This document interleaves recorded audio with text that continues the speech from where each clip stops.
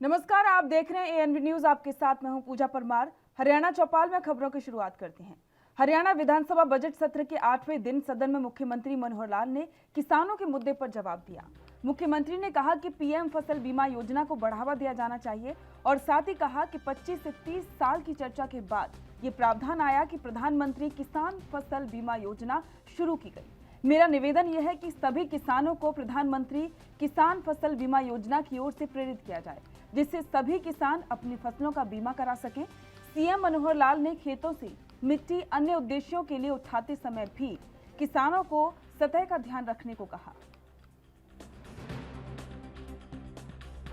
आपके माध्यम से सदन के सदस्यों को एक अपील करना चाह रहा हूं ताकि हम इन सब विषयों पर, क्योंकि कृषि हमारा कृषि प्रधान प्रदेश है, किसान हमारा अन्नदाता है, किसान की जो व्यवसाय है, तो जो काम है खेती, ये खुले आसमान के नीचे है और बहुत ज़्यादा जिसको कहना चाहिए कि रिस्क एक्सपोजर प्राकृतिक आपदाओं का भी है, बीमारी का भी है, बाकी सब चीज़ों का भी है।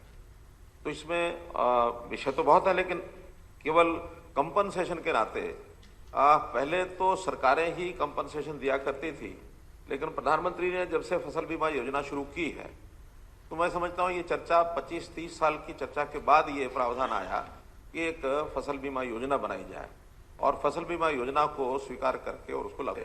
लेकिन मेरा निवेदन ये है कि हम किसानों को भी इस बात के लिए प्रेरित करें कि वो इंश्योरेंस कराएं। इंश्योरेंस कराने के कई प्रकार के लाभ अपने को जो दिख रहे हैं कि एक तो कंपनियों का अपना एक सिस्टम है, उसमें कोई अदल बदल करना होगा, कमी होगी तो ध्यान कराया जा सकता है, ये कमी इसको ठीक किया जाए। दूसरा, कंपटीशन में कंपनियां भी कई आती हैं, उनका अपना अपना रेट रहता है, उस कंपनियों में रेट में भी आते हैं। उस रेट का ज्यादातर हिस्सा केंद्र सरकार प्रदेश सरकार देती है, किसान को केवल 2% या एक आध फसल में 5% इतना ही प्रीमियम देना पड़ता है। अब ये 500-700 रुपया अगर किसान देता है तो बदले में उसको एक सुविधा मिल जाती है कि उसका प्रीमियम, उसका नुकसान होने के बाद राशि, कंपनसेशन का जो रेट है वो मैं समझता हूँ 18,000 रुपए से लेकर 34-35 हजार रुपए एकड़ तक है। सरकार की सीमा है अपनी, सरकार ने 12,000 से 15,000 किया इस बार, तो हम 12,000 से 15,000 ही दे पाएंगे, इससे ज्यादा तो नहीं दे पाएंगे। अगर इंश्योरेंस कंपनी के माध्यम से उसको मिलता है तो 18,000 से लेकर 35,000 रुपए तक मिलता है, राशि बढ़ती है और उसको कंट्रीब्यूट मात्र 2% या जो भी कुछ राशि उसके करना पड़ता है, बाकी केंद्र सरकार और प्रदेश सरकार करती है। इसलिए एक तो यानी प्रधानमंत्री फसल बीमा योजना की ओर प्रेरित करना चाहिए हमको, किसान समाज को। ये कोई बाधा वो नहीं है, कंपल्शन नहीं है कि उसको कराना ही है, क्योंकि पहले लोनी किसान के लिए बैंक करते थे और बैंक को क्योंकि अपने पैसे की चिंता होती थी, भी नुकसान हो जाएगा तो मेरा पैसा कहां से आएगा, वो ना डूबे, इसलिए लोनी किसान से लिया जाता था। हमारे या किसानों के विरोध के कारण से उसको छूट दे दी गई भी कराए या ना कराए।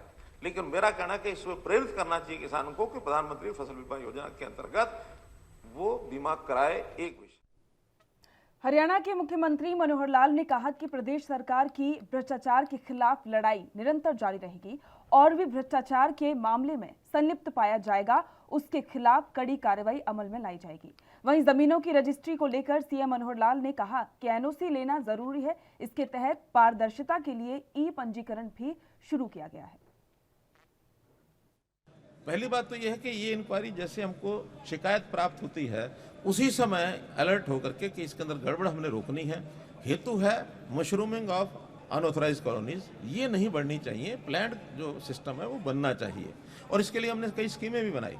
दीनदयाल उपाध्याय, इसमें स्कीम दीनदयाल उपाध्याय आवास योजना वो इसी का हिस्सा है और जो अफोर्डेबल हाउसिंग स्कीम है वो इसी का हिस्सा है। हाउसिंग बोर्ड के माध्यम से मकान बना के दिए जाएँ गरीब आदमियों को, वो इसी का हिस्सा है। प्रधानमंत्री आवास योजना शहरी ग्रामीण वो इसी का हिस्सा है, ताकि गरीब लोगों को सस्ते मकान मिले, लेकिन अनप्लान्ड ग्रोथ ये ना हो।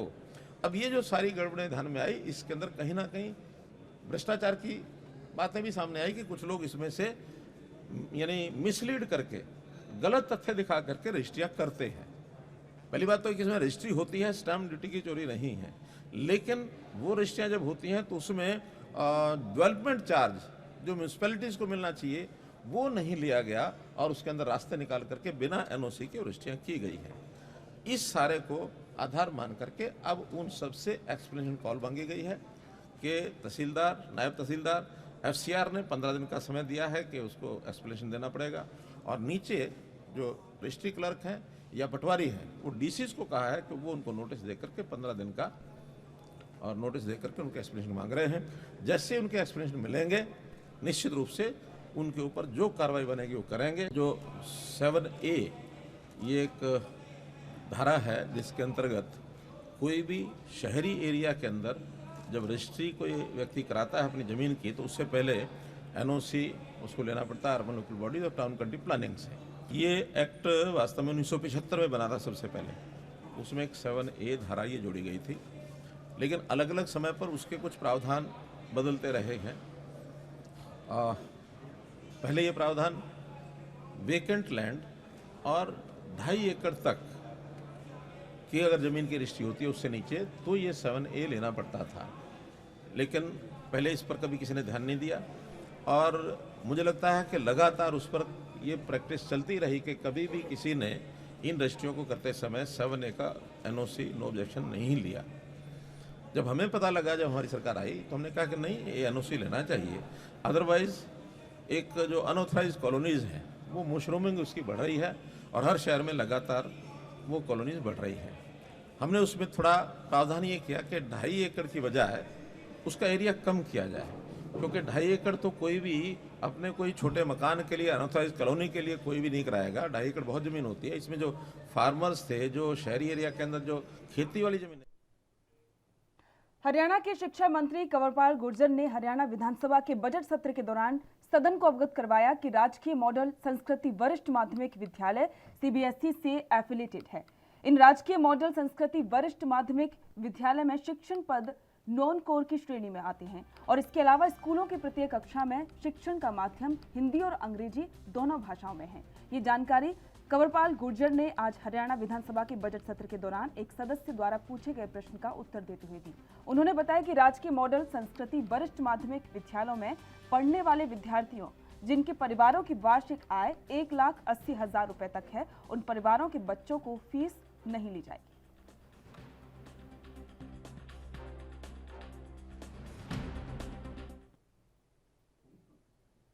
हरियाणा के जिला पलवल के हसनपुर के नागरिक अस्पताल का निर्माण कार्य 3 महीने में आरंभ होने की संभावना है। हरियाणा के स्वास्थ्य मंत्री अनिल विज की ओर से शहरी स्थानीय निकाय मंत्री डॉक्टर कमल गुप्ता ने हरियाणा विधानसभा में चल रहे सत्र के दौरान बताया कि मौजूदा भवन को पीडब्ल्यूडी ने कंडम घोषित किया है और नए सामुदायिक स्वास्थ्य केंद्र भवन के निर्माण के लिए लगभग 885 लाख रुपए की प्रशासनिक स्वीकृति प्रदान की गई है। 3 महीने में निर्माण कार्य भी शुरू होने की संभावना है। हरियाणा में करनाल से दिल्ली जीटी रोड पर 3 ट्रॉमा भी सेंटर हैं, लेकिन गन्नौर विधानसभा निर्वाचन क्षेत्र में एक ट्रॉमा सेंटर खोलने के लिए भी विचार किया जा रहा है और इसी के साथ में मानव अंग प्रतिरोधक अधिनियम को लेकर भी प्रस्ताव पेश किया।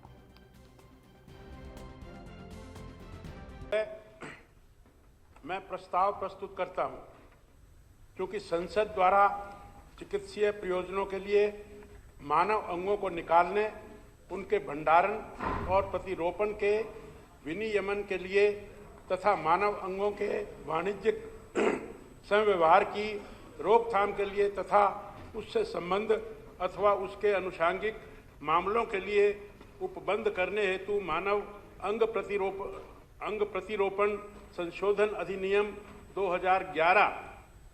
2011 का केंद्रीय अधिनियम 16 अधिनियमित किया गया और चूंकि केंद्रीय सरकार द्वारा 28 सितंबर 2011 को ऐसी तिथि के रूप में नियत किया गया है जिसको मानव अंग प्रतिरोपण संशोधन अधिनियम 2011 और 2011 का केंद्रीय अधिनियम 16 गोवा, हिमाचल प्रदेश और पश्चिम बंगाल राज्यों तथा सभी संघ राज्य क्षेत्रों में से लागू होगा और चूंकि उक्त अधिनियम की धारा 1 की उपधारा 2 तथा 3 यह उपबंधित करती है कि यह किसी अन्य राज्य में ऐसे प्रस्ताव की तिथि से लागू होगा जिसके द्वारा भारत के संविधान के अनुच्छेद 252 के खंड 1 के अधीन द्वारा निमित।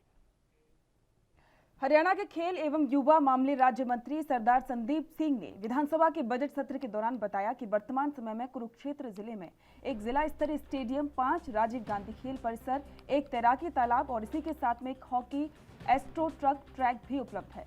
ये जानकारी सरदार संदीप सिंह ने आज हरियाणा विधानसभा के बजट सत्र के दौरान पूछे गए प्रश्न का उत्तर देते हुए दी।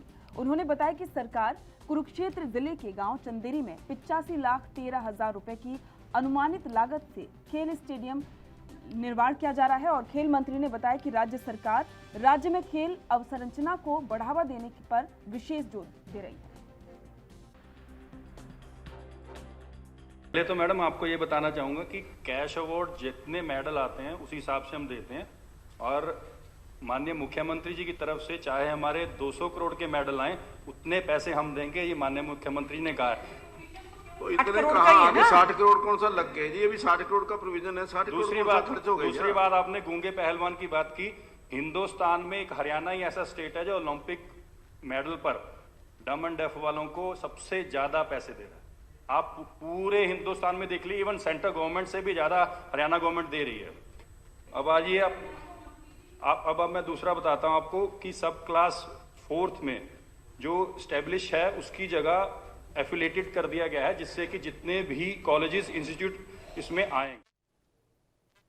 हरियाणा के गृह मंत्री अनिल विज ने कहा कि आम आदमी पार्टी का जन्म धोखे से हुआ है। अन्ना हजारे के आंदोलन के दौरान वो तो आंदोलन के लिए बैठे थे, लेकिन इन्होंने राजनीतिक महत्वाकांक्षाएं रखकर उनके आंदोलन की आड़ में अपने संगठन का निर्माण किया।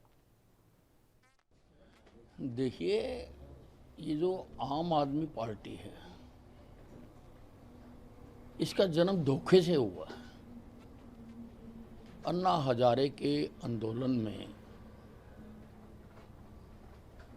वो तो आंदोलन के लिए बैठे थे, लेकिन इन्होंने राजनीतिक महत्वाकांक्षाएं रखकर अपने संगठन का निर्माण किया उनके आंदोलन की आड़ में।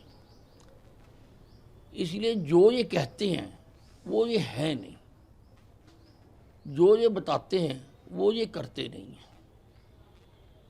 अब लोगों का फैसला सर्वोपरि होता है, पंजाब के लोगों ने चुना है इनको।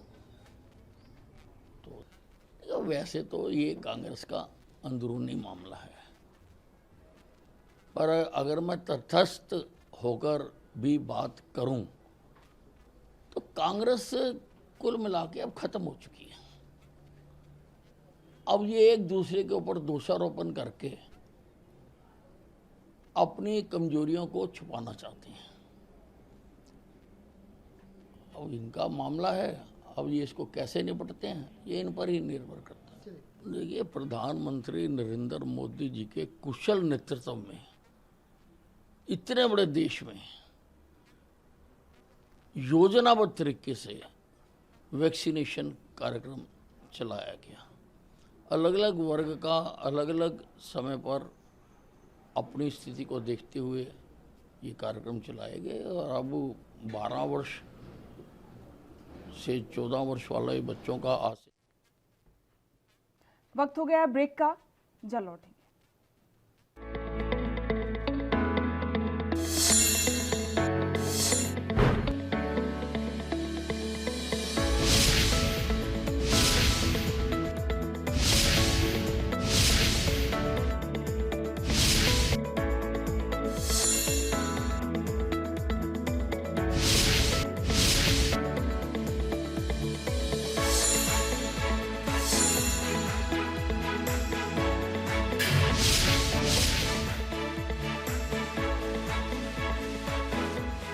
ब्रेक के बाद स्वागत है, बढ़ते हैं अगली खबर की ओर। हरियाणा के गृह मंत्री अनिल विज का जन्मदिन पार्टी के कार्यकर्ताओं ने बड़े ही धूमधाम के साथ मनाया।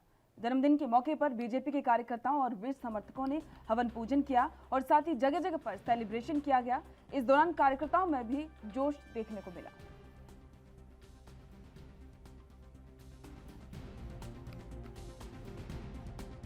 इतना जोश, इतना हर्षोल्लास के साथ जन्मदिवस को मना रहे हैं और हर कार्यकर्ता भी इसको जन्मदिन को बड़े उत्साह से मना रहा है। और आज यहाँ अनाज मंडी में हम मंदिर के अंदर भारतीय जनता पार्टी हवन का एक आयोजन किया हुआ है उनकी उच्च स्वास्थ्य के लिए। तो एक और क्या क्या कार्य के अलावा अलग अलग संस्थाएं भी कार्य कर रही हैं। कोई कैंप लगा रहा है, कोई फ्रूट बांट रहा है, कोई सिविल हॉस्पिटल में भंडारा लगा रहा है। इस तरीके से एक जैन फेलोशिप क्लब वाले, जैन क्लब वाले वो लगा रहे हैं। बहुत संस्थाएं अपने वार्ड स्तर पे भी इसका आयोजन हो। बहुत खुशी है अनिल विज जी के जन्मदिवस पर, क्योंकि ऐसे नेता सदियों में मिलते हैं जिन्होंने अपना पूर्ण जीवन जो है जनता के लिए समर्पित कर दिया और इतने कार्य किए हैं कि उनको गिनवाना बहुत ही असंभव है। अम्बाला छावनी की तस्वीर बदल के रख दी है उन्होंने। अम्बाला छावनी जिसको पहले बिल्कुल ही इग्नोर किया जाता था, अब यहाँ पर इतने बड़े बड़े प्रोजेक्ट, साहा हाईवे बना है, सिविल हॉस्पिटल बना है, कैंसर हॉस्पिटल है, सुभाष पार्क है और बहुत सारे ऐसे कार्य हैं जो जनता को उन्होंने समर्पित किए हैं। हम उनकी दीर्घायु की कामना करते हैं, उनका अच्छा स्वास्थ्य रहे। हरियाणा की भिवानी और नारनौल एयर स्ट्रिप्स पर रनवे लाइट्स की लगाई जाएंगी ताकि रात के समय भी ऑपरेशन किए जा सकें। इसके अलावा एयर ट्रैफिक कंट्रोल कम फायर स्टेशन बिल्डिंग भी बनाई जाएगी। हरियाणा के उप मुख्यमंत्री दुष्यंत चौटाला ने अपने कार्यालय में भिवानी और नारनौल एयर स्ट्रिप्स के स्टेटस की अपडेट लेने के लिए विभिन्न विभागों के अधिकारियों की बैठक की और डिप्टी सीएम, जिनके पास में नागरिक उड्डयन विभाग का प्रभाग भी है, उन्होंने पिछली बैठक में दिए गए टारगेट को लेकर भी अधिकारियों से जवाब मांगा। वहीं चालू किए गए कार्यों को तय समय में पूरा करने के लिए भी उन्होंने निर्देश दिए।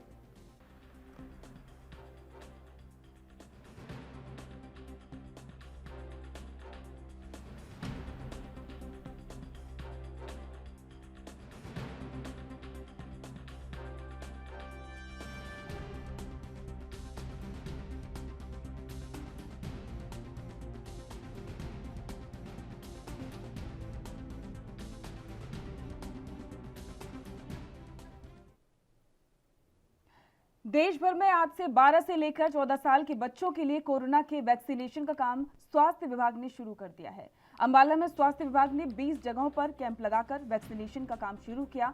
बच्चों के एग्जाम्स होने के चलते आज वैक्सीनेशन की रफ्तार थोड़ी कम दिखाई दी, लेकिन जो बच्चे और अभिभावक वैक्सीनेशन के लिए पहुंचे, उन्होंने वैक्सीनेशन से ना डरते हुए इस अभियान को कामयाब बनाने की अपील की।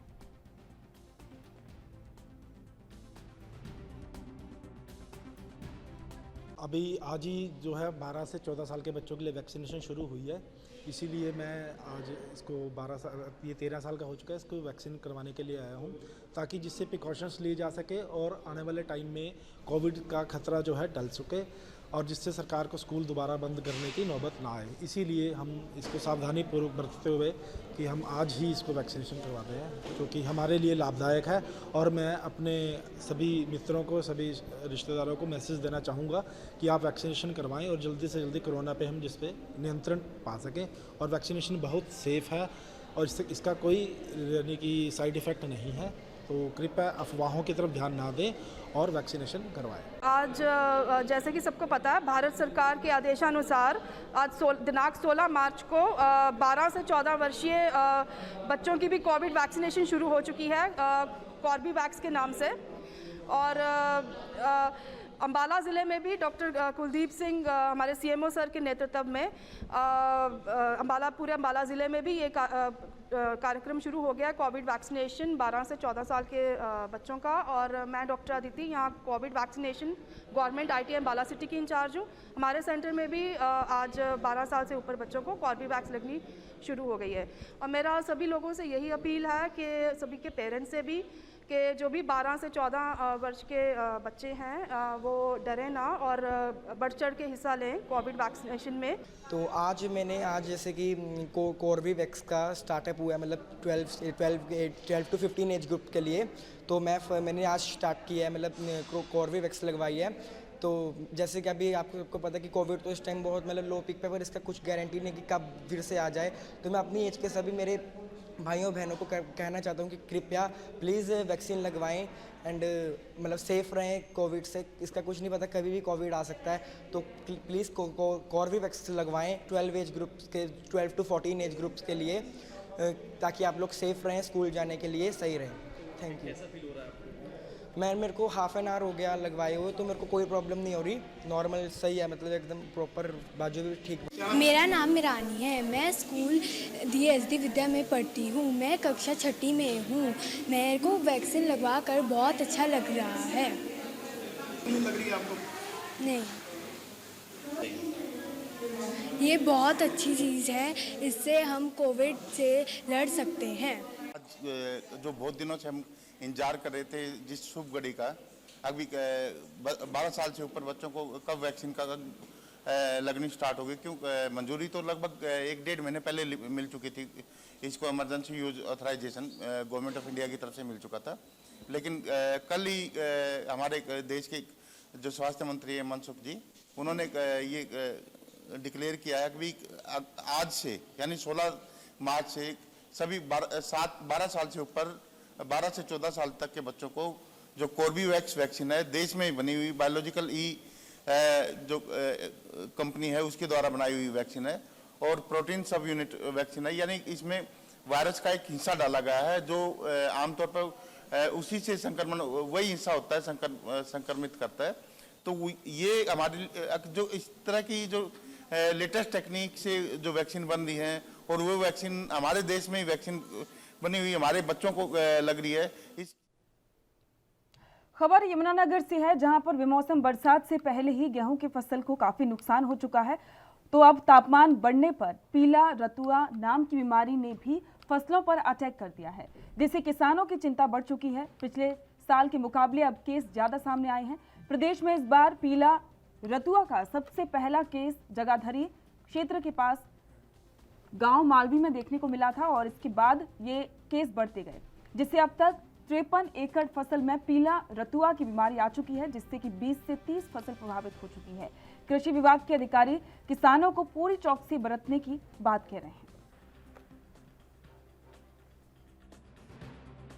पीला रतुआ एक वो बीमारी है जो गेहूं में पैदा हुई है, जो इस फसल में पैदा हुई हो, इस गेहूं की फसल में बीमारी लगी हुई है। इस बीमारी का बहुत ही नुकसान हो रहा है आज के टाइम में। पहले तो बरसात से गेहूँ खराब हो चुकी है और अब ये बीमारी लग चुकी है। तो इस बीमारी से निजात पाने के लिए मेरी सरकार से और कृषि विभाग से यही एक रिक्वेस्ट है, यही है कि इसके निजात पाने के लिए हमें कोई ऐसी दवाई दी जाए जिससे किसानों का नुकसान होने से बच सके।